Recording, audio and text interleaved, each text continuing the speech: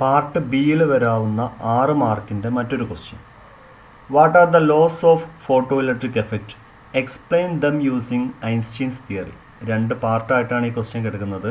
ഒന്നാമത്തത് എന്താണ് photo electric എഫക്റ്റിൻ്റെ നിയമങ്ങൾ, രണ്ടാമത്തത് ആ നിയമങ്ങളെ ഐൻസ്റ്റീൻ്റെ ഫോട്ടോ ഇലക്ട്രിക് ഇക്വേഷൻ അല്ലെങ്കിൽ ഫോട്ടോ ഇലക്ട്രിക് തിയറി ഉപയോഗിച്ചിട്ട് അതിനെ എക്സ്പ്ലെയിൻ ചെയ്യുക എന്നാണ്.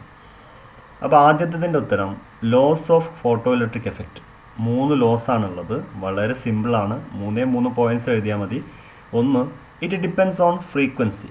അത് ഫ്രീക്വൻസിയുമായി ബന്ധപ്പെട്ടെടുക്കുന്നു. ഫോട്ടോ ഇലക്ട്രിക് എഫക്റ്റ് ഫ്രീക്വൻസിയുമായി ബന്ധപ്പെട്ടെടുക്കുന്നു. അതായത് ഒരു മിനിമം ഫ്രീക്വൻസി ഉള്ള ലൈറ്റിനെ ഫോട്ടോ ഇലക്ട്രിക് എഫക്റ്റ് സ്റ്റാർട്ട് ചെയ്യാനുള്ള കഴിവുള്ളൂ. ആ ഫ്രീക്വൻസിനെയാണ് നമ്മൾ ത്രെഷോൾഡ് ഫ്രീക്വൻസി എന്ന് വിളിക്കുക.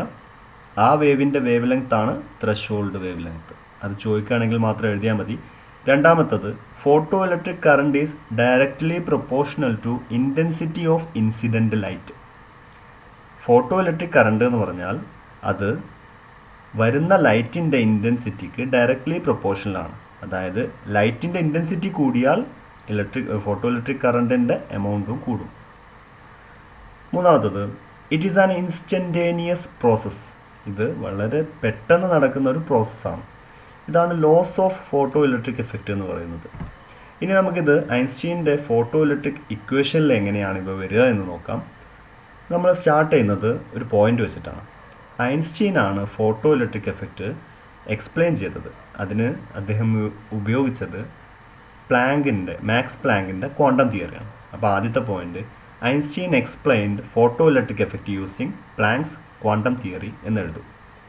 ഇനി ക്വാണ്ടം തിയറി പ്രകാരം ഫോട്ടോണിൻ്റെ എനർജി എന്ന് പറയുന്നത് E=hν ആണ്. ഈ എനർജി 2 കാര്യങ്ങൾക്ക് വേണ്ടി ഉപയോഗിക്കും. This energy is used for 2 purposes. ഒന്ന്, a part of the energy is used to free the electron from an atom. ഒരു ആറ്റത്തിൽ നിന്ന് ഒരു ഇലക്ട്രോണിനെ ഇളക്കിയെടുക്കാൻ വേണ്ടിയിട്ട് ഈ എനർജിയുടെ ഒരു ഭാഗം ഉപയോഗിക്കും. ആ ഭാഗത്തിനെയാണ് നമ്മൾ ഫോട്ടോ ഇലക്ട്രിക് വർക്ക് ഫംഗ്ഷൻ എന്ന് വിളിക്കുന്നത്. അതിന് സൈ എന്ന് പറയുന്ന ഒരു സിമ്പൽ ഇട്ടിട്ടാണ് നമ്മൾ കാണിക്കുക. രണ്ടാമത്തത്, ബാക്കിയുള്ള എനർജി ഈ പുറത്തേക്ക് വരുന്ന ഫോട്ടോ ഇലക്ട്രോണിൻ്റെ കൈനറ്റിക് എനർജി ആയിട്ട് കൊടുക്കും. The remaining energy is given as kinetic energy of electron. നമുക്കറിയാം കൈനറ്റിക് എനർജിയുടെ ഇക്വേഷൻ KE = 12mv² ആണ്. അപ്പോൾ നമുക്ക് നേരത്തെ നമ്മൾ പറഞ്ഞതിന് hν = ψ + 12mv² എന്നെഴുതാൻ പറ്റും. ഇതിൽ ത്രെഷോൾഡ് ഫ്രീക്വൻസി നേരത്തെ പറഞ്ഞു. ത്രെഷോൾഡ് ഫ്രീക്വൻസി എന്ന് പറഞ്ഞാൽ വരുന്ന ലൈറ്റിൻ്റെ ഫ്രീക്വൻസി ഒരു മിനിമം ഫ്രീക്വൻസി ഉണ്ടെങ്കിലേ ആറ്റത്തിൽ നിന്ന് ഇലക്ട്രോണിനെ പറിച്ചെടുക്കാനുള്ള കഴിവുണ്ടാവുള്ളൂ. അങ്ങനെ ആ ത്രെഷോൾഡ് ഫ്രീക്വൻസിയിൽ വരുന്ന ലൈറ്റ് വേവിൻ്റെ എനർജി സൈ എന്ന് പറയുന്നത് hν0 ആയിരിക്കും. ഈ ν0 എന്ന് പറയുന്നത് ത്രെഷോൾഡ് ഫ്രീക്വൻസിയാണ്. അങ്ങനെയാണെങ്കിൽ നമുക്ക് നമ്മളുടെ നേരത്തെയുള്ള ഇക്വേഷനെ hν = hν0 + 12mv² എന്നെഴുതാൻ പറ്റും. ഇതിനെയാണ് ഐൻസ്റ്റീൻ്റെ ഫോട്ടോ ഇലക്ട്രിക് ഇക്വേഷൻ എന്ന് പറയുന്നത്.